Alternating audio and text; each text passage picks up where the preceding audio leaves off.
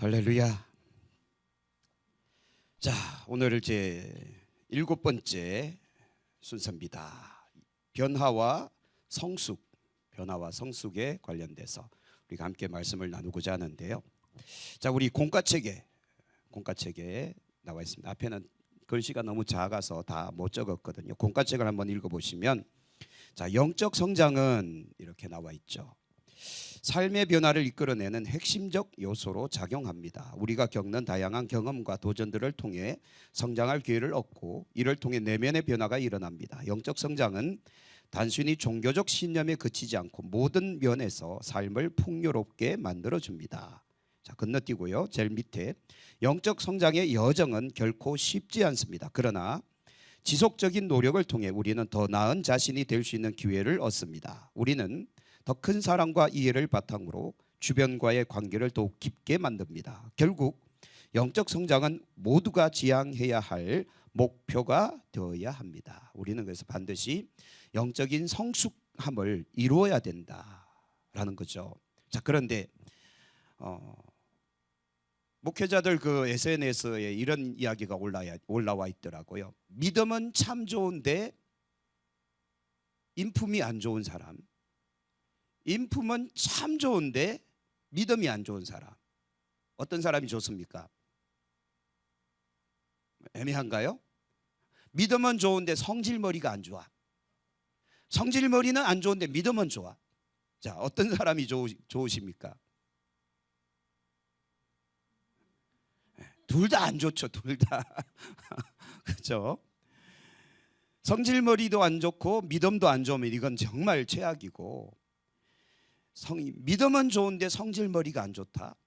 이거는 일종의 어떻게 보면 아직 종교인이거나 아직 예수님을 안 믿었거나 아직 영적 어린아이의 수준에 머물러 있다는 거고요. 성질머리는 안 좋은데 믿음은 좋아요.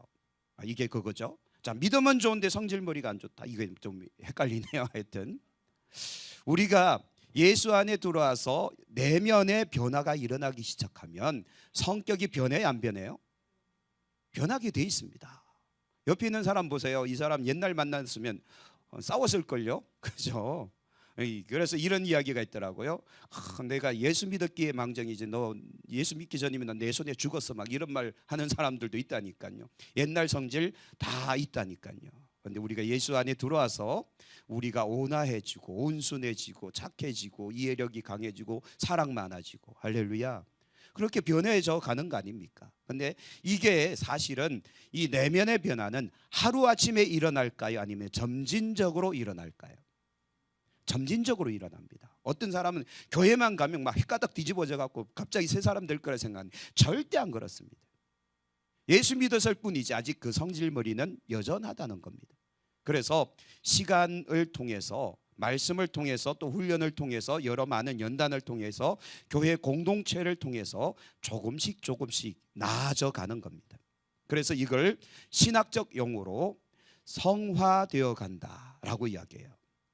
그래서 구원받았으면 그 다음은 성화의 과정을 거치는 거고, 결국은 영화로 들어간다. 좀 어렵죠? 그러니까 하나님께서 이제 우리를 구원하신 이후에는 우리를 변화시켜 나가신다는 거죠. 자, 다시 질문 드려보죠. 아브라함을 선택하지 않았습니까? 그렇죠? 창세기 12장에 아브라함을 불러내셨단 말이에요. 너는 너의 본토 친척 아비 집을 떠나 내가 내게 지시할 땅으로 가라 했잖아요. 그러면 그때 아브라함이 믿음의 뜨거운 열정을 가지고 아멘 할렐루야 하고 그대로 순종했나요? 순종도 하지만 뭐도 같이 합니까? 불순종도 같이 하잖아요. 그렇죠? 이게 계속 오르락내리락 이걸 계속 탄단 말이죠. 그래서 아브라함이 이제야 네가 나를 경외하는 줄 알았노라 라는 하나님의 이 메시지를 듣기까지 몇 년 걸렸다고요? 몇 번 말씀드렸는데요. 75세 때 부름 받지 않습니까? 75세 때 부름을 받고 몇 세 때 이 하나님의 합격증을 받았는가 하면 이삭의 나이가 약 한 12세가 넘어가서 이제 자의로 뭔가 이제 장작도 질 수 있고 불도 질 수 있고 또 자기 의지로 제단 위에 탁 누워갖고 아버지 날 죽여주옵소서 이렇게 할 수 있는 나이니까 적어도 12세에서 많게는 15살 요 사이로 보는 겁니다. 그러면 아브라함의 나이가 75세 100세에 낳은 아들이니 더하기 15하면 40년이 되는 겁니다. 아브라함도 하나님 앞에 인정받기까지 몇 년 걸렸다고요? 자, 옆에 있는 사람하고 인사합시다. 난 아직 멀었습니다. 그렇죠. 신앙생활 이제 한 15년 하셨으면 아이고 아직도 뭐 한 25년 남았네. 아직도 성질 부리고 살아도 되겠네. 그건 아니죠. 왜 그런가 하면 내가 내 성질 죽이지 않으면, 내 생각 죽이지 않으면 하나님은 끊임없이 훈련하고 연단하고 시험하고 또 훈련하고 연단하고 시험이 계속 끊임없이 반복된다는 사실도 알고 계셔야 됩니다. 그렇죠? 그래서 하나님은 우리를, 제가 이렇게 비유할 수 있습니다. 제 방식대로 비유한다면 산꼭대기의 산돌이 떨어지면서 굴러 떨어져서 계곡에 떨어지면 홍수가 나면서 이 돌이 막 굴러잖아요. 그래서 큰 바위돌이 굴러서 돌덩이가 되고 돌덩이가 막 굴러서 그다음 자갈돌이 되고 자갈돌이 막 굴러서 조약돌이 되는데 결국 어디에서 이 조약돌이 매끈매끈해집니까? 저 하류로 흘러가면서 결국엔 바닷가에 가서 매끈매끈한 조약돌, 아니면 시냇가의 저 하류로 내려가야만 물맷돌이 되는 거예요. 그렇지 않습니까? 산꼭대기의 돌은 어때요? 산꼭대기의 돌 등산 안 해보셨나요? 등산해 보시면 산꼭대기 돌은 아주 거칠어요. 뾰족뾰족해요. 그래서 쉽게 다칩니다, 사람들이. 근데 이것이 굴러떨어져서 뒹굴고서 몇십 년의 세월 속에서 이게 깎이고 또 깎여서 결국엔 다윗의 손에 딱 쥐어지는 물맷돌이 되기까지는 정말 어마어마한 시간들이 필요하다는 겁니다. 어쩌면 하나님께서 우리를 물맷돌처럼 들어 사용하시려고, 어떤 이는 지금 산돌일 수 있어요. 뾰족뾰족해서 성격이 거칠어, 성격이 막 좀 난폭해. 그런 사람은 산돌이에요. 어떤 사람이 이제 큰 바위돌이에요. 나는 무겁다 하면서 막 큰 바위돌을 버티고 있는 거죠. 근데 어떤 사람은 또 쪼개져서 이게 뭔가 작은 돌멩이로 변화되어져가는 그런 과정 속에 있다는 거죠, 우리가. 그래서 결국 우리가 어디까지 가자는가 하면 다윗의 손에 질 수 있는 물맷돌이 돼야 이걸 골리앗 맞박이라 던지는 거 아니겠습니까? 그런 멋있는 인생으로 우리가 좀 깎여져 나갈 수 있는 믿음의 삶이 되기를 소망합니다. 그래서 버티면 버틸수록 누구만 손해인가요? 나만 손해예요. 왜냐하면 하나님도 한 고집 하시거든요. 내가 안 변하려고 끝까지 버티면 하나님은 더 세게 강력하게 우리에게 막 역사하시니까, 그러므로 빨리 변화되는 게 낫다라는 거죠. 자, 그건 좀 이따 이야기하고요. 자, 고린도전서 3장 1절에 4절 보면 고린도 교회 안에 두 종류의 그리스도인, 곧 영적으로 성숙한 자들과 미숙한 자들이 있음을 알 수 있다는 거죠. 그 특징이 뭔지 한번 찾아보자라는 건데요. 자, 성경 먼저 읽어볼게요. 앞에 보시면 나옵니다. 자, 읽습니다. 형제들아, 내가 신령한 자들 대함과 같이 너희에게 말할 수 없어서 육신에 속한 자, 곧 그리스도 안에서 어린 아이들을 대함과 같이 하노라. 내가 너희를 저조로 먹이고 밥으로 아니하였노니 이는 너희가 뭐예요? 감당하지 못하였음이거니와 지금도 못하리라. 고린도 교회를 향한 바울의 탄식입니다. 너희는 아직도 육신에 속한 자로다. 너희 가운데 시기와 분쟁이 있으니 어찌 육신에 속하여 사람을 따라 행함이 아니라. 자, 어떤 이는 말해 나는 바울에게라 하고 다른 이는 나는 아볼로에게라 하니 너희가 무슨 사람이요? 육의 사람이 아니리요. 그래서 고린도 교회 문제를 지적하고 있는 것인데요. 자, 1절부터 4절까지 방금 읽었던 거 기억하시면서 성숙한 자와 미숙한 자에 대한 이야기를 합니다. 자, 1절에는 신령한 자를 대함과 같이 라는 표현이 나옵니다. 신령한 자, 이는 아마 영적으로 성숙한 자겠죠. 그러나 미숙한 자는 어떤 특징을 갖고 있습니까? 1절에 어떤 특징이요? 육신에 속한 자예요. 육신에 속한 자다. 그래서 육신으로 행한다는 겁니다. 신령한 자는 그러면 뭘로 행하는 겁니까? 성령으로 행하는 자예요. 그래서 성령으로 행하는 자와 육신으로 행하는 자의 차이점을 이야기하는 거고요. 2절에는 너희가 이제 어느 정도 신앙생활을 했고 연수가 있으면 밥을 좀 먹어야 되는데, 어린아이가 자라면서 이유식도 먹다가 어느 순간 이제 밥도 먹잖아요. 그죠? 태어난 아이, 이제 막 한 달 된 애한테 밥 먹이면 어떻게 되나요? 한별 집사님 잘 들으세요. 한 달 됐는데 밥 먹이면 어떻게 됩니까? 죽을 수 있어요. 목숨이 위험해요. 한 달 된 아기는 무조건 엄마 젖 아니면 분유를 먹여야 됩니다. 그게 몇 살 때까지인가 하면 젖될 때까지, 약한 뭐 사람마다 다르겠지만 적어도 10개월, 8개월에서 10개월은 분유나 젖을 먹여야 됩니다. 거기다가 할머니를 잘 먹는다고 막 밥 먹이다가 어느 할머니 떡을 먹이는 할머니 있더라고요. 큰일 납니다. 어린 애기한테 떡 먹였다간 위천공 생깁니다. 위에 빵꾸 납니다. 절대 먹이시면 안 돼요. 떡은 이 쌀이 막 엉겨 있는 이런 것이기 때문에 아기들은 소화를 못 시킵니다. 거기서 위에 갖다 붙어버리면 이게 천공이 생겨서 죽을 수도 있습니다. 자, 이 이야기를 왜 드리는가 하면, 어린아이들은 딱딱한 음식을 못 먹듯이 성도들 가운데도 영적 어린아이들은 이 많은 이 말씀들을 못 받는다는 거예요. 회개하라 그러면 시험 들어갖고 교회 안 나와. 11조 하라 그러면 또 시험 들어서 교회 안 나와요. 딴 교회 갈 거예요. 이런 식이라는 거죠. 말씀에 있는 뭔가 좀 강한 메시지들을 못 받는 거예요. 맨날 얼르고 달래고 맨날 가서 요쪽저쪽 이것만 해줘야 아이고 좋아서 해 그러면서 또 교회 나오는, 이건 어린아이나 하는 짓이다. 근데 이게 새신자면 그럴 수 있어요. 충분히. 그렇죠? 근데 신앙생활 20년 했는데도 여전히 그러고 있으면 어떻게 해야 될까요? 옛날 제 방식이면 저는 때렸습니다. 몽둥이 들고 때려가면서 가르치는 거예요. 예전에 한번 말씀드렸죠. 제가 중고등부 아이들 가르칠 때 가장 큰 심한 체벌이 있는데, 몽둥이로 때리는 것도 아니에요. 그거는 그냥 1차 단계고요. 가장 심한 체벌은, 야 너 교회 나가, 나오지 마, 너 예배 드릴 자격 없어, 가. 이러면요 얼씨군하고 갈 것 같죠. 애들이 교회 문도 못 나가고 저 밖에서 울고 있어요.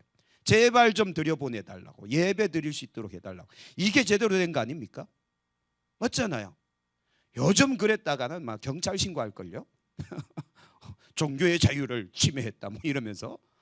이게 영적으로 미숙한 모습들이 그래서 보이는 겁니다. 그래서 미숙한 자는 젖만 먹으려고 그래요. 맨날 위로하는 말씀, 맨날 좋은 말씀, 맨날 은혜 되는 말씀만 자꾸 달라고 그래. 어린아이가 젖만 달라고 하듯. 그런데요, 자 이것도 한 가지. 얘가 2살이 됐어요. 2살이 됐는데 맨날 엄마 젖만 찾아. 어떻게 해야 돼요? 한별 집사님 어떻게 해야 될까요? 2살인데 막 계속 아직도 엄마 젖만 찾아. 주형이 정도 나이가 됐는데 엄마 젖 붙잡고 왜 내놓으라고, 왜 내놓으라고. 어떻게 해야 돼요? 이건 진짜 때려야 됩니다. 이거는 진짜 뭔가 하나를 꺾어서라도 이거 버릇 고쳐야 됩니다. 아니면 엄마가 힘들어요. 그 나이 될 때까지 젖 먹는 사람 진짜 있더라니까요. 세상에 이런 일이 보면 나와요. 근데 이거는 진짜 맞아야 될 일이에요. 어느 정도 나이가 들면 이젠 밥을 먹어야 되거든요. 그래야 이제 모든 골격이 든든해지고 이 근육이 붙으면서 빨리 자란단 말이죠. 계속 젖만 먹으면 못 자랍니다. 결국 나중에는 영양실조 걸려요. 왜 그런지 아시죠? 엄마 젖도 초기에만 영양이 있지 나중에 좀 한 2년 짜봐요. 뭐가 나오는지. 없습니다. 영양소가 없어요. 그래서 영양실조 걸린다니까요. 그런 하나님이 오묘하게 만들어 놓으신 거예요. 그래서 어린아이들은 젖만 먹지만 성숙되면 이제 밥도 먹고 딱딱한 음식도 먹어가면서 또 체하기도 하고 뭐 배탈도 나고 이렇게 하면서 성숙되어 가는 거예요. 3절에는 왜 그들을 미숙한 자라고 했는가 하면 너희 안에 뭐가 있다? 시기와 분쟁이 있다는 거예요. 서로 맨날 싸우는 거예요. 뭐 뻑하면 싸우는 거예요. 하여튼 자존심 싸움인지 아니면 뭐 누가 잘못했는지 모르겠지만 맨날 싸워요. 오늘도 제가 어떤 목사님하고 잠깐 대화를 하는데 그 목사님이 이렇게 이야기하더라고요. 부임해서 오자마자 장로 둘이 싸워갖고 교회 분위기 엉망이었다고. 그거 회복된 데 1년 걸렸다고. 대충 어느 교회인지 짐작하시죠. 자, 힘들었다고 1년 동안 그러는 거예요. 그러면서 말하는 거야. 왜 싸웠는지 아직도 모르겠대요. 아니 담임 목사가 이 두 사람이 왜 싸웠는지 아직도 모르겠대요. 근데 자기들끼리 아직도 화해를 안 하고 있대요. 쳐다만 안 보고 인사도 안 하고 간대요. 교회 안에서. 이건 직분만 장로지 영적으로는 어린아이인 거예요. 왜 그래 됐을까 하면 딱딱한 음식, 곧 밥을 안 먹인 겁니다. 맨날 젖만 준 거야. 얼르고 달래고 이런 식으로 해서 20년, 30년 아니 50년을 온 거예요. 그러니까 맨날 그러고 사는 겁니다. 어느 정도 우리가 성숙된다면 누가 먼저 져야 되죠? 내가 먼저 지는 거죠. 내가 먼저 용서하고 내가 먼저 양보하고. 왜? 주님께서 그렇게 사셨던 걸 우리가 성경을 통해서 배웠기 때문에. 우리는 주님을 닮아가는 사람들 아닙니까? 내가 먼저 져버리면 다 해결될 것을. 자, 그러므로 여러분, 마지막 미숙한 자는, 어린아이는 자꾸 나는 아볼로에게 속하였다, 나는 베드로파다, 니는 뭐 그리스도파다, 나는 양파다, 난 쪽파다, 맨날 이렇게 교회 안에서 막 파를 만들어요. 당을 만들어요. 그러면서 내 편, 네 편 갈라서 막 싸우고 난리를 칩니다. 이건 전부 다 영적으로 어린아이들. 고린도 교회가 이런 문제를 안고 있었기에 지적하는 거죠. 자, 히브리서 5장 11절에서 14절도 영적 성장의 필요성에 대해서 언급하고 있는데 아마 똑같은 내용이 나올 겁니다. 자, 11절 같이 읽어볼까요? 멜기세덱에 관하여는 우리가 할 말이 많으나 너희가 듣는 것이 뭐하므로? 둔함으로 설명하기 어렵다. 멜기세덱은 누구 시대입니까? 아브라함 시대잖아요. 아브라함이 적군을 막 무찌르고 돌아왔을 때 멜기세덱의 반차 탁 나오잖아요. 뭐와 연결된 거요? 이미 성경 아시는 분은 멜기세덱의 반차 11조. 자, 여기서 우리 교회는 그래도 괜찮은, 다른 교회 11조 설교했다면 그 다음날 어김없이 전화 온답니다. 목사님들한테. 왜 목사님 11조 이야기해서 시험 들게 하냐고. 나 딴 교회 갈 거라고. 그래서 그때 제가 뭐라고 권면해 드렸는가 하면 딴 교회 보내시라고. 그런 사람 필요 없다고, 보내버려야 된다고. 근데 그게 새신자가 아니라 교회 생활 한 20년 한 사람이 그러니까 그런 거예요. 제가 뭐 아무나 막 보내는 게 아니라 버릇이 잘못된 거예요. 신앙생활의 습관이 잘못돼 버린 겁니다. 그러니까 맨날 어린아이가 되려고 하잖아요.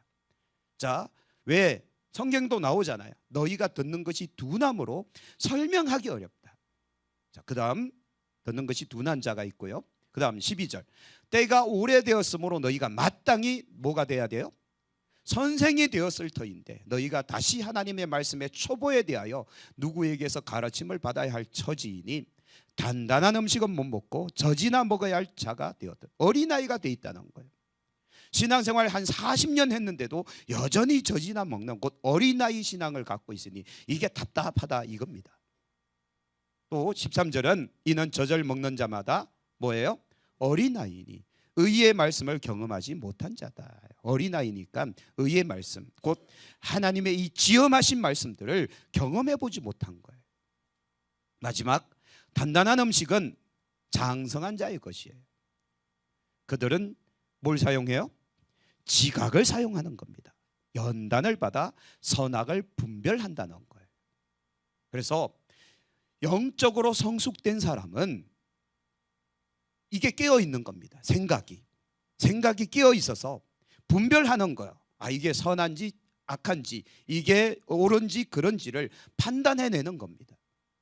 그러므로 이걸 이제 정리하면 영적으로 미숙한 그리스도인의 특징은 듣는 것이 둔해요. 자기 듣고 싶은 것만 들어요. 그래서 여러분 이런 기준이 있잖아요.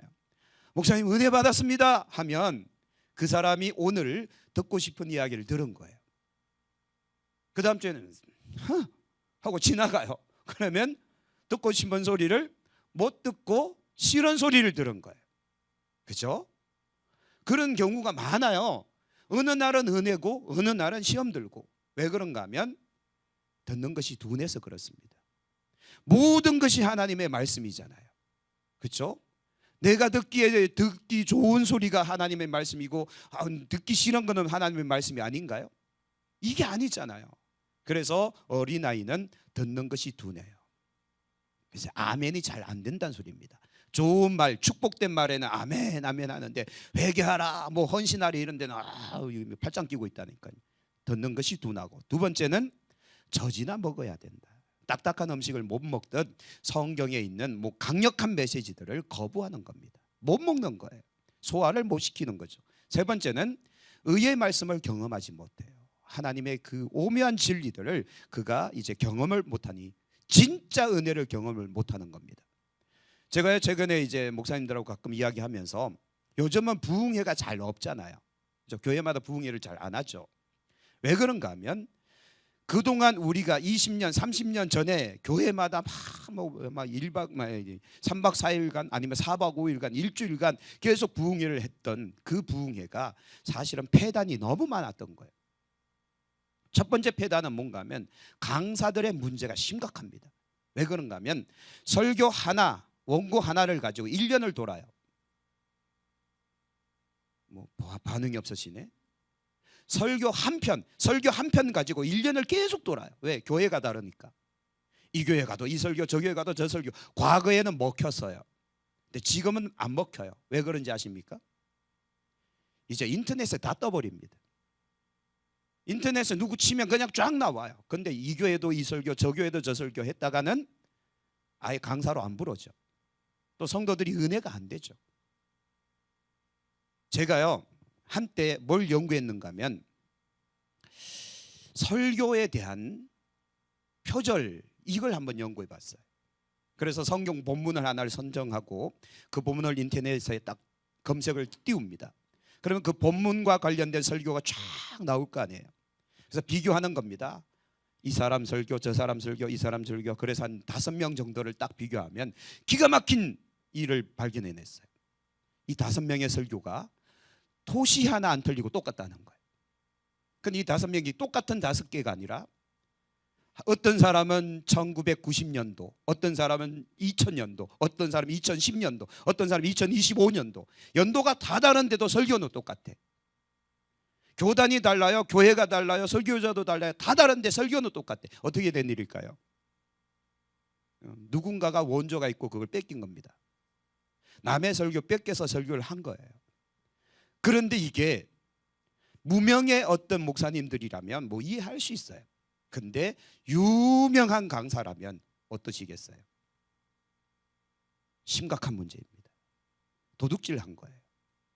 이거는 생명의 말씀을 전하는 게 아니라 죽이는 말씀을 전하는 거예요. 남이 한 설교를 자기 설교인 양 막 하고 있으니까. 근데 이런 경우가 너무 많다는 거예요. 너무 많다. 지난주에도 제가 한번 검색을 해봤는데 이런 사람이 아직도 뽀젓이 인터넷에 올려놓고 있어요. 무슨 체면으로 무슨 낯짝으로 그걸 자기 설교인 양 올려놨는지 저는 이해를 못하겠어요. 이런 시대를 우리는 살아갑니다. 그래서 여러분 이제는 우리가 그런 것에 속지 마라. 진짜 우리는 생명의 말씀을 경험하는 자가 돼야 돼요. 그래야만 여러분 영이 살아요. 우리가 귀에만 듣기 좋은 말이 아니라 우리 영이 살고 영이 막 풍성해지는 진짜 신앙생활을 해야 되는데 그런 식의 죽은 말씀을 들어봐야 우리에게 아무 도움이 안 되니까. 그리고 마지막은 선악을 분별하지 못해요. 옳고 그름이 분별이 안 돼요. 왜 그런가 하면 맨날 자기만 얼르고 달래고 어린아이처럼 그러고 있으니까, 응석이나 부리고 있으니까 그렇게 문제가 되는 겁니다. 그래서 그러면 자, 여러분들은 여기까지만 보면 여러분들은 영적인 어린아이일까요? 아니면 좀 청소년기일까요? 아니면 성인일까요? 아마 나름 생각하고 계실 거예요. 자, 이제 요한계시록에 라오디게아 교회에 경고를 하나님께서 하십니다. 요한계시록 3장에 나와 있는데요. 자, 다음 성경 구절을 보면서 한번 찾아봅시다. 문제점 3장 15절입니다. 같이 한번 읽어볼까요? 내가 내 행위를 아노니 네가 차지도 아니하고 뜨겁지도 아니하도다. 네가 차든지 뜨겁든지 하기를 원한다. 문제점은 뭔가 하면 뜨뜻미지근한 신앙이에요. 라오디게아 교회가 왜 뜨뜻미지근한 차갑지도 않고 뜨겁지도 않은 이런 미지근한 신앙을 가질 수밖에 없었는가? 그 이유가 뒤에 나오는데, 자 16절 같이 한번 볼까요? 네가 이같이 미지근하여 뜨겁지도 아니하고 차지도 아니하니 내 입에서 너를 토하여 버리겠다. 하나님께서, 주님께서 버리겠다는 겁니다. 이게 무서운 말씀 아닙니까? 버리겠다는 거잖아요. 그런데 왜? 자, 17절 보세요. 네가 말하기를 나는 뭐다? 부자다. 부요하여 부족한 것이 없다. 그런데 너의 공고한 것과 가련한 것과 가난한 것과 눈먼 것과 벌거벗은 것을 알지 못한다는 거예요. 라오디게아 교회의 문제는 공고하고 가련하고 가난하고 눈멀고 벌거벗었는데 그들은 스스로 평가하기를 우리는 뭐다? 부자다. 그러면 그들이 말하는 부자와 성령께서 말하는 공고 가련 가난함은 어떤 차이를 갖고 있을까요? 육체적으로는 부유해요. 물질은 많아요, 교회가. 근데 뭐는 없는 겁니까? 믿음이 없는 거예요. 말씀이 살아있지 않는 거예요. 어떻게 보니까 요즘 현대교회가 이런 모습들을 너무 많이 적나라하게 보여주고 있는 거예요. 교회가 사람도 많아요. 돈도 많아요. 그래서 교회가 돈을 막 쌓아놓고 있잖아요. 근데 정작 그 안에 진짜 신앙, 제대로 된 믿음이 없는 경우를 많이 본다. 현대로 들어오면서. 그래서 대부분의 많은 교회가 라오디게아 교회의 형태를 지니고 있다라는 겁니다. 그래서 돈은 많은데 성령이 지적하실 때 너는 공고하다, 너는 가련하다, 너는 가난하다, 빨리 눈 떠서 알아야 되는데, 그래서 성경은 이렇게 이야기합니다. 내가 너를 권하는데 내게서 불로 연단한 금을 사라. 그래서 진짜 부유함을 얻어라. 불로 연단한 금이 뭘까요? 불로 연단한 금, 진짜 부유함, 영적 부유함은 뭡니까? 세파와 시련과 시험과 마귀의 이런 어떤 시험에도 의연하게 버틸 수 있는, 이길 수 있는 연단이요. 연단, 영적 연단 말이죠. 그래서 하나님께서는 우리를 그냥 어느 순간 시험에 확 던질 때가 있어요. 여러분, 모세를 40년 동안 미디안 광야에서 돌리잖아요. 그리고 40년이 지난 이후에 바로에게 보내서 이스라엘 민족을 끄집어내지 않습니까? 다윗 왕을 하나님은 10년이 넘는 시간 동안 광야로 보내버려요. 도망자가 돼서 광야에서 생활을 합니다. 그리고 10년이 지난 이후에 이스라엘의 왕이 되게 만들거든요. 공통점이 뭘까요? 하나님께서 일부러 보내신 거예요. 모세도 다윗도. 그렇다면 뭐 하시려고요? 모세가 40년을 광야에서, 그렇게 미디안 광야에서 양을 쳤던 이유는 장차 모세가 이스라엘 민족을 이끌고 그 미디안 광야를 지나가야 되기에 이미 하나님은 그 계획을 갖고 모세를 연단하신 거예요. 훈련하신 겁니다. 다윗을 통해 하나님은 아브라함의 언약을 성취하고 통합 이스라엘, 통일 왕조를 건설하기 위해서 모든 모압과 에돔과 암몬과 블레셋과 이 모든 지역들을 정복해야 되는데, 왕이 돼서 그 땅을 정복하려 가려면 뭔가 전략과 전술과 이런 뭔가 작전이 짜져야 되는데 아무것도 모르는 상태에서는 이게 불가능하니까 하나님은 10년이 넘는 시간 동안 도망자가 되게 만들어서 모압도 가게 만드시고 에돔도 가게 만드시고 암몬도 가게 만드시고 블레셋도 가게 만드시고 계속 도망 다니면서 반강제적으로 그 지형지물을 다 익혀버린 거예요. 이게 놀랍지 않습니까? 다윗의 머리에는 이미 지도가 다 있는 거예요. 내비게이션인 거예요. 어디로 가면 뭐가 있고, 어디로 가면 뭐가 있고, 어디로 가면 위험하고, 어디로 가면 오아시스 샘이 있고. 그러니 도망 다니는 그 시간 동안 그걸 다 익혀놔서 나중에 군사들을 이끌고 이 수많은 부족들, 수많은 국가들을 제압하고 정복하러 나갈 때 아무 문제 없이 나가게 되는 겁니다. 하나님의 연단이에요. 여러분, 우리 인생도요, 그렇게 하나님은 연단하신다니까요. 그래서 어느 날 갑자기 나는 막 위대하다 이렇게 일어나는 사람 없다니까요. 인생 속에서 어떤 일을 막 꼭 부러뜨리셔요. 저 밑바닥까지 떨어뜨리신다니까요. 그 과정을 통해서 연단되면서 조금씩 조금씩 하나님으로부터 훈련받고 눈뜨기 시작하는 겁니다. 그런 과정들을 우리가 다 거친다니까요. 누구나 예외 없이 하나님이 쓰실 만한 사람들은 전부 이 연단의 과정을 거쳐서 그가 그 연단의 과정을 이기고 믿음으로 이겨냈을 때, 믿음으로 견디고 버티고 참아냈을 때, 그때 하나님이 그를 일으키셔서 크게 사용하신다라는 거예요. 그런 과정이 있다는 걸 꼭 기억하시길 바랍니다. 그래서 이런 이야기는 초신자들 놓고 이야기를 못해요. 그러면 나 신앙생활 안 할래 이렇게 나오니까. 근데 여러분들은 초신자가 아니시잖아요. 여러분, 연단을 무서워하지 마십시오. 연단은 누구에게나 오게 되어 있습니다. 그래서 여러분들의 믿음과 신앙과 영성을 하나님은 시험하신다니까요. 자, 예를 들면 이거예요. 여러분들께서 기도를 하신단 말이죠. 하나님, 제가 이것이 꼭 응답돼야 되는데 하나님 이루어 주시옵소서 라고 기도했어요. 하나님의 응답의 방법은 즉시로 그것이 진짜 이루어지게 만드는 것도 있지만 그 일들이 이루어졌을 때 내가 그것을 소유할 수 있는, 내가 그것을 수용할 수 있는 준비가 되어 있는지를 먼저 보시는 거예요. 왜냐하면 응답하면 그 응답 때문에 오히려 그 사람이 손해를 보는 경우가 생겨요. 심각한 문제에 빠질 수 있습니다. 왜? 너무 큰 복을 받아버리면 사람이 감당이 안 되니까요. 그래서 하나님은 응답 전 우리를 먼저 연단하신다는 거예요. 그 응답을 수용할 수 있는지 없는지, 그 역사를 그가 책임질 수 있는지 없는지를 하나님은 먼저 우리를 훈련하신다는 거예요.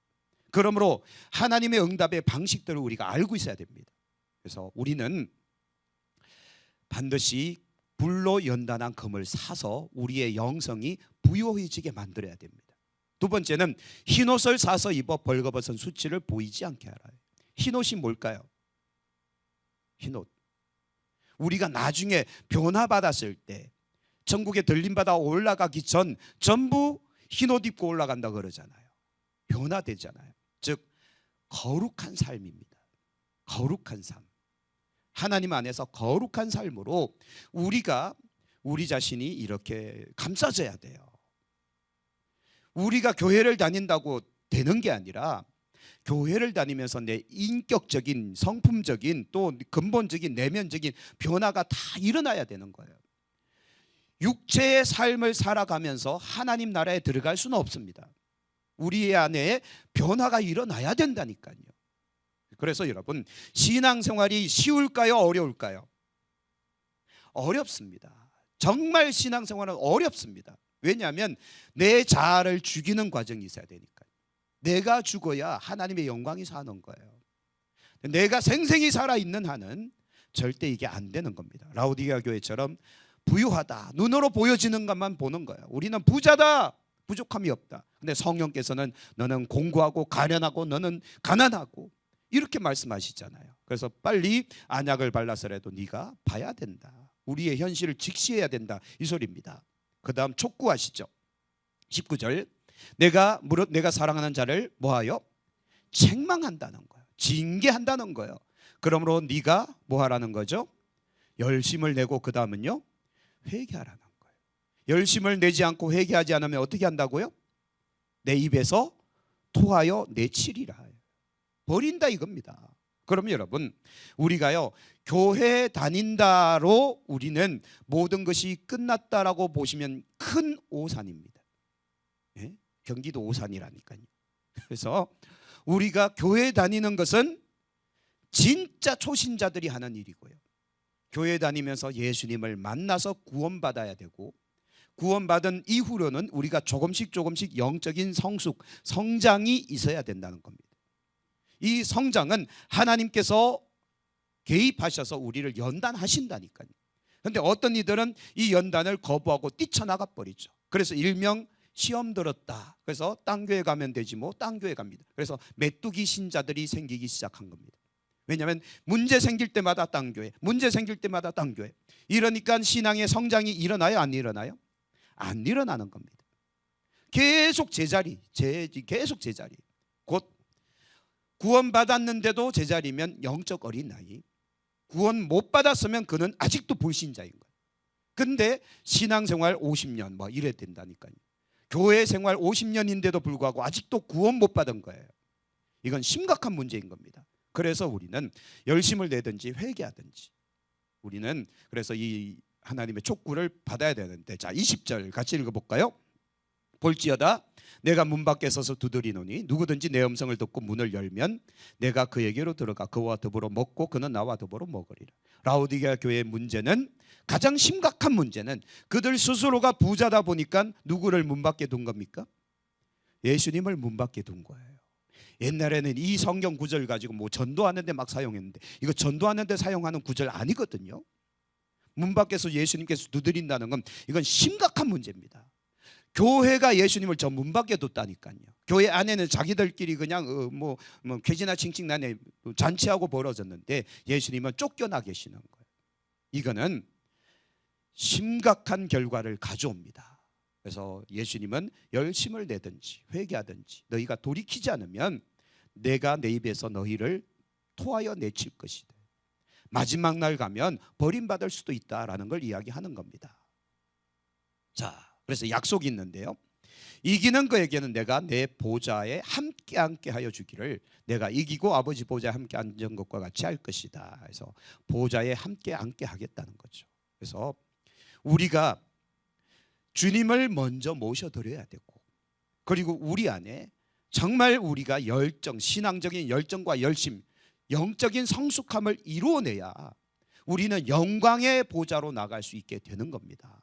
그래서 여러분, 영적 미숙, 곧 영적 어린아이 단계로는 아무 일도 할 수 없습니다. 지난번에 한번 말씀드렸죠.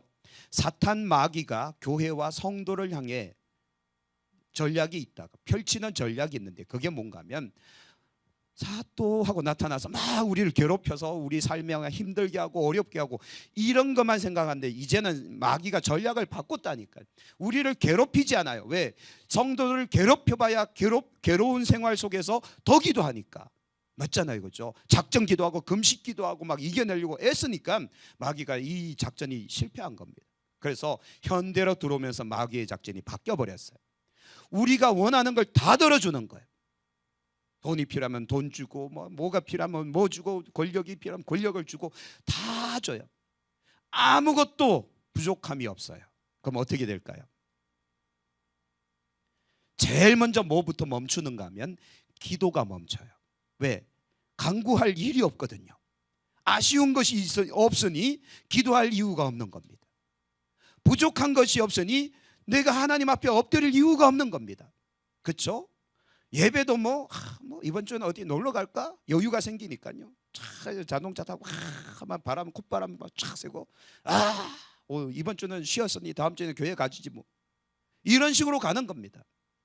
그러면서 교회는 점점 내 삶에서 점점 멀어지는 거예요. 그래서 썬데이 크리스찬도 아닌 이게 월 단위로 교회를 출석하는 그런 사람들도 굉장히 많습니다. 어떤 사람은 성탄절 성도도 있죠. 매년 성탄절만 나타나는 사람들 있어요. 그런 식으로 신앙생활을 하기 시작한다는 겁니다. 교회는 자기 삶에 이제 액세서리에 불과한 겁니다. 또 어떤 사람들은, 제가 서울에 있을 때 직접 경험한 건데, 명함에다가 장로 누구 요거 하나 새기고 싶어서 교회에 찾아가서 담임 목사님하고 협상하는 겁니다. 한 5천만 원 드리면 직분 주실래요? 목사님이 난색을 표하니까 그러면 부족해요? 그러면 1억 정도 내가 기부할 테니까 장로 직분 달라고. 그냥 놀라는 표정으로 쳐다보시는데 그런 사람 진짜 있다니까요. 저도 목회할 때 그런 사람 경험했다니까. 그 시골에서 괜히 찾아오더니 자기가 3천만 원 정도 헌금할 테니까 장로 직분 달래요. 제가 입으로 욕은 안 했는데 뒤에서 뒤돌아서서 욕을 했죠. 미친놈. 그리고 받아주지 않았습니다. 우리 교회는 당신 같은 사람 필요 없습니다. 가세요. 돈이 아쉬운 것도 없고 사람이 아쉬운 것도 없으니 그 성질머리 가고 절에 나가십시오. 구원 못 받은 사람이거든요. 그런 사람들은. 그런 식으로 하려고 하니까 이게 문제가 심각해지는 겁니다. 그러면 여러분, 우리는요 영적인 성숙함이 있어야 돼요. 반드시. 자, 그렇다면 4번, 라오디게아 교회의 영적 상태와 주님의 경고를 보면서 깨닫는 것이 무엇입니까? 자신의 신앙생활을 돌이켜보면 적용해야 될 것, 이것이 과연 무엇일까? 우리가 요한계시록에 있는 아시아에 있는 7교회를 향한 성령의 그 강력한 메시지를 우리는 반드시 기억하고 있어야 돼요. 왜 그런가 하면 현대 교회의 특징 7가지니까. 그래서 저는 매일마다 기도하는 것 중에 한 가지가 뭔가 하면 우리 산양교회만은 에베소 교회도 아닌 라오디게아 교회도 아닌 4대 교회도 아닌 서머나 교회가 되게 해달라고, 빌라델비아 교회가 되게 해달라고. 비록 교회의 크기는 규모는 작지만 말씀 지키고 믿음 지키고 신앙 지키고 그런 교회 되게 해달라고 기도하고 있는 겁니다. 할렐루야. 우리가 변질되면 안 됩니다. 근데 변질이 쉽게 일어나는 이유는 영적인 어린아이이기 때문에, 아직 미숙되기 때문에 쉽게 변질이 일어나는 겁니다. 그러면 우리는 빨리 우리가 영적인 성장, 영적 성숙을 이루어야 된다는 거죠. 자, 5번.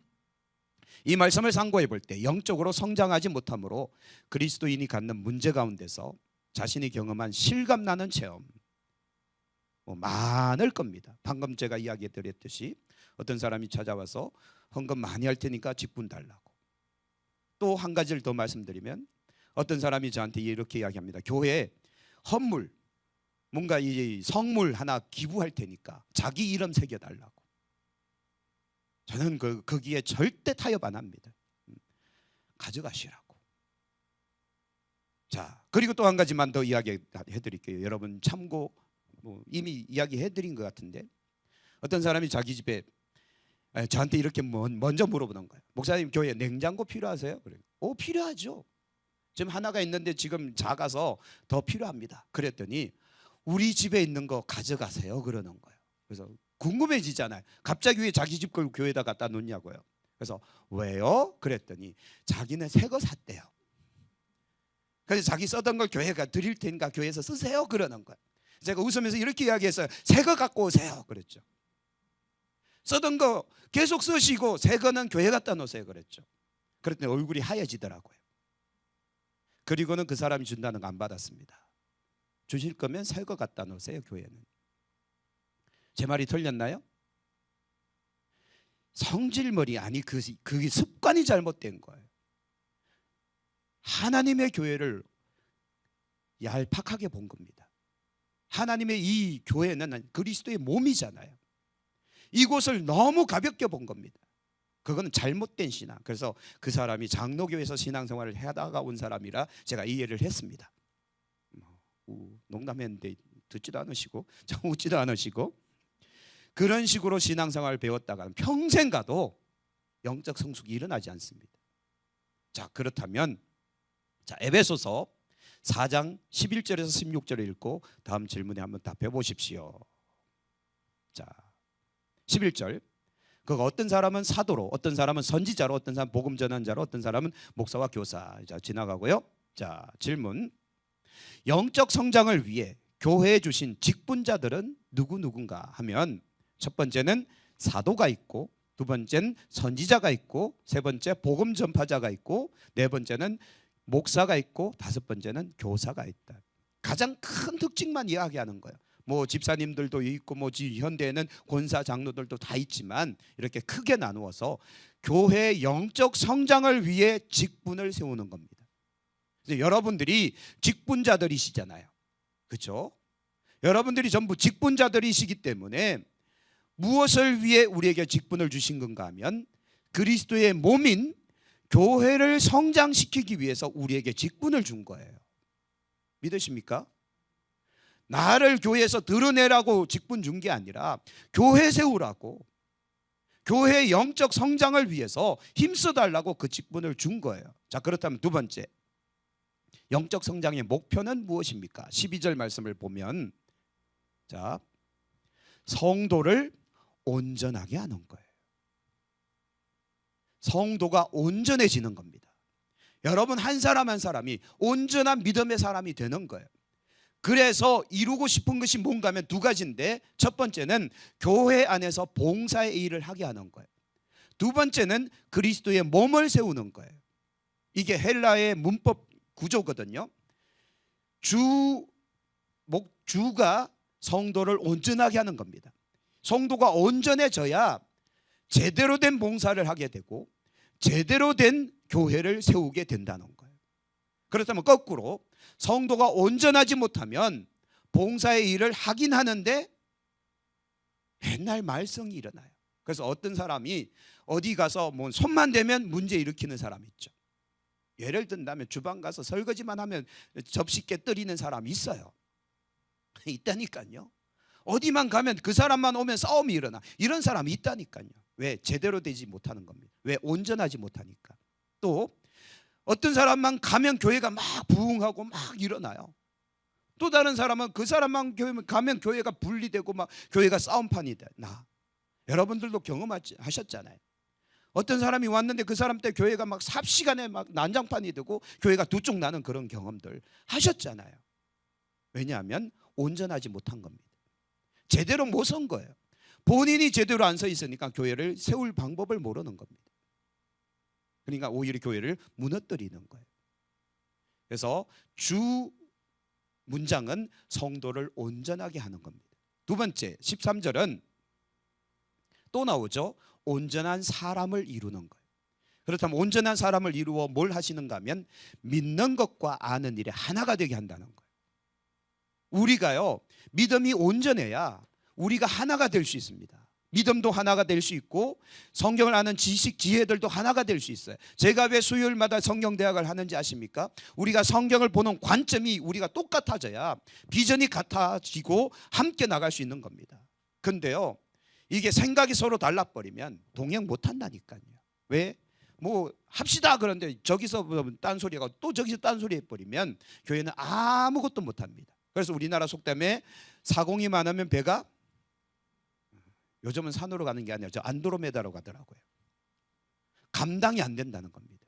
왜냐하면 교회 안에 목소리가 너무 많아요. 그래서 그런 거죠. 그래서 온전해져야만 우리가 하나가 될 수 있고 같은 비전, 같은 꿈을 품고 함께 달려갈 수 있는 교회가 되고, 그 다음은 그리스도의 장성한 분량이 충만한 데까지 이르게 된다는 겁니다. 우리가 예수 닮는 사람들이 된다는 거예요.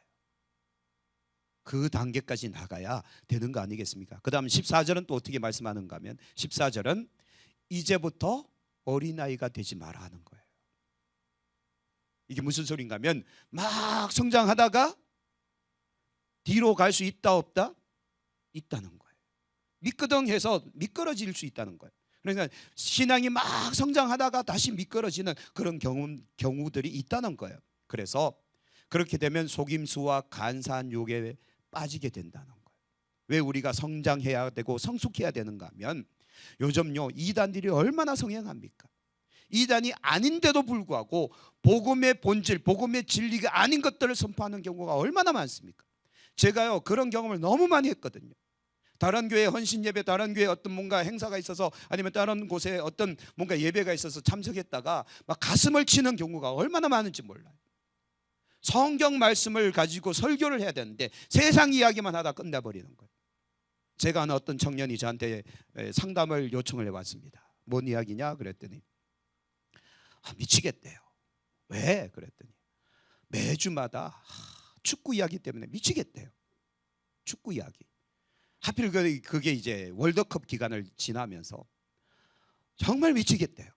목사님이 설교 시간이 한 30분이면 28분을 축구 이야기한다는 거예요. 골키퍼가 어떻고 뭐 공격수가 어떻고 수비가 어떻고 이야기를 계속 한다는 거예요.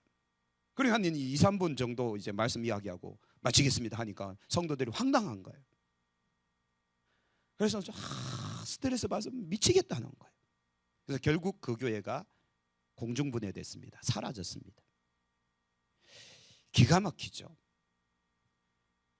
진리의 말씀이 선포돼야 되는데 엉뚱한 소리들이 자꾸 나오는, 근데 거기에 사람들이 빠져버린다는 겁니다. 왜냐하면 영적 어린아이이기 때문에 귀가 얇아지는 거예요. 팔랑귀가 되는 겁니다. 이단이 꼬시면 이단에게 넘어가고 다른 이상한 데서 꼬시면 그런 데 넘어가고, 성도가 정말 올곧게 그 신앙생활을 해야 되는데 이리 휘청 저리 휘청 바람에 흩날리는 갈대처럼 왔다 갔다 하니 계속해서 가는 곳마다 문제가 되는 겁니다. 또 온갖 교훈의 풍조에 밀려 요동하게 된다는 거, 어린아이는.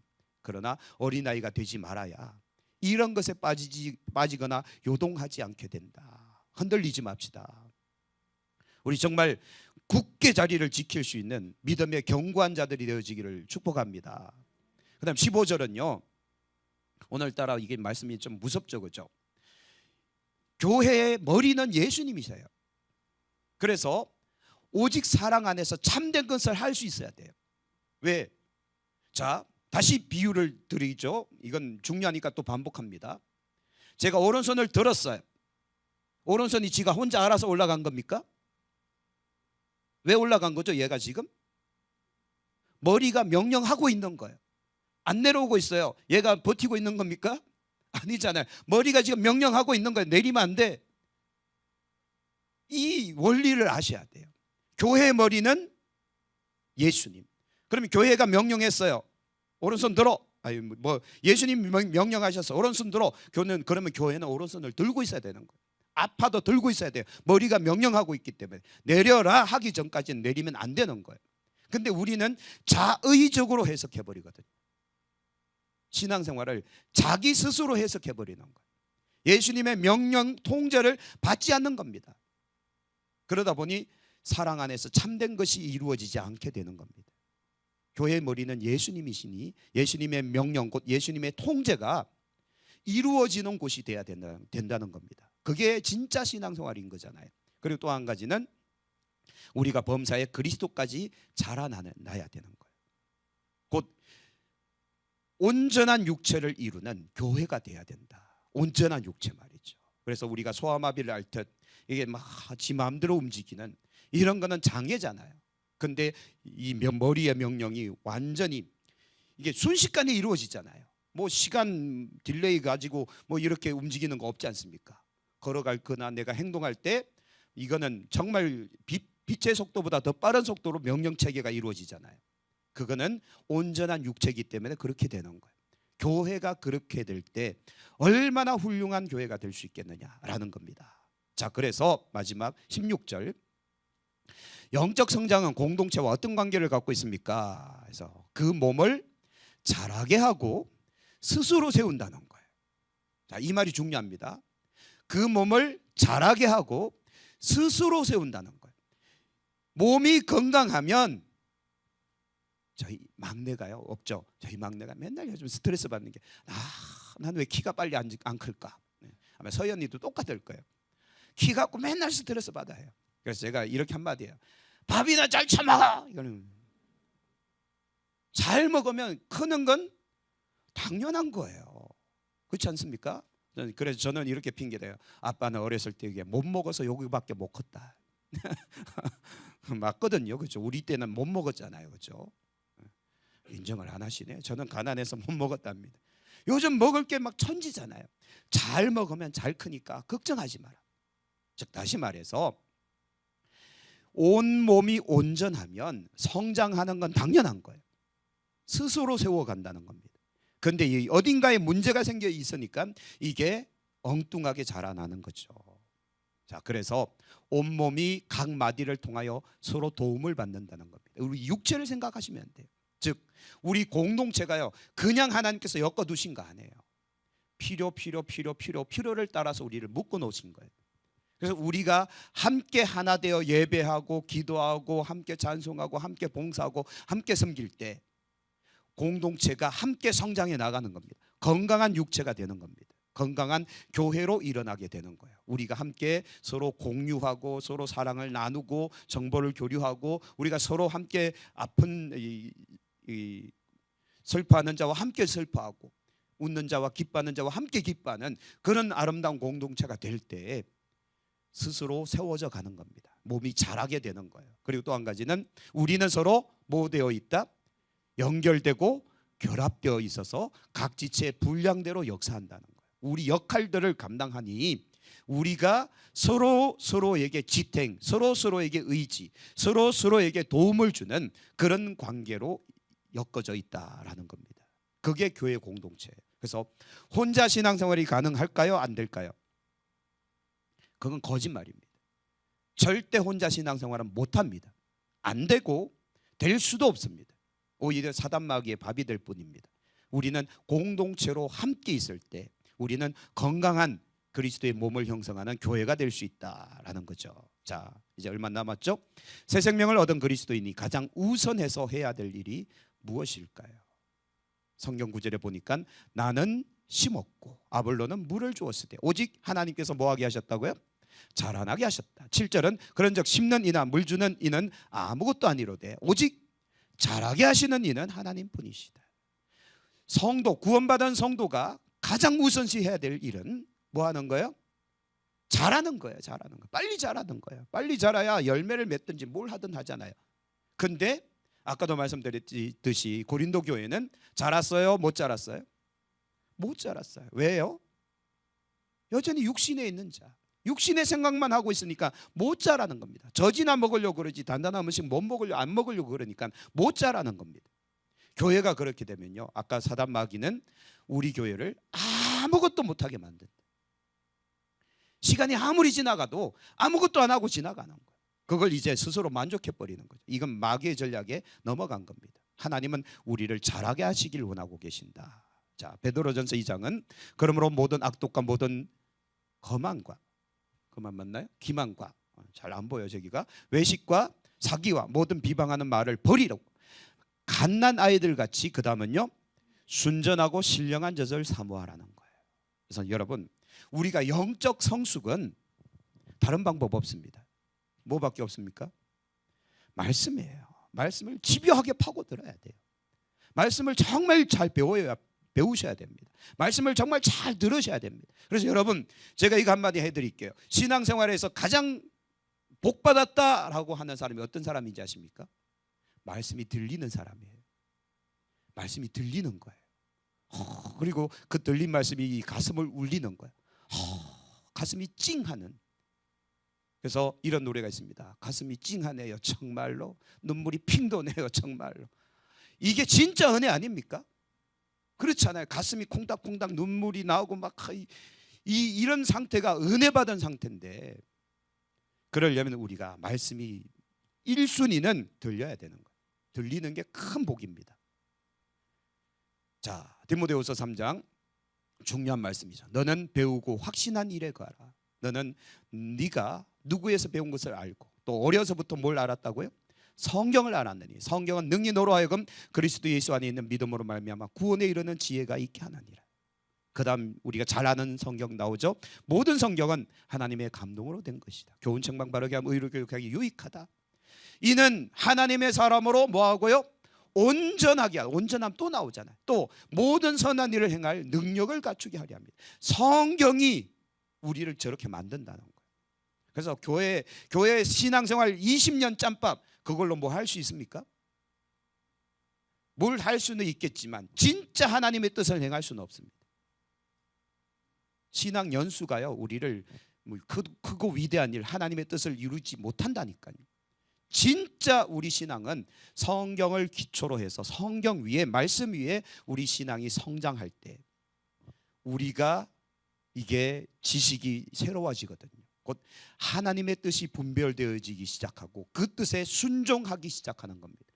그리할 때 하나님의 뜻이 이루어지게 되는 거죠. 자, 그래서 마지막, 영적으로 성장하지 않으면 어떤 결과가 옵니까? 이거는 그냥 지나가죠. 잔인한 결과가 나오겠죠.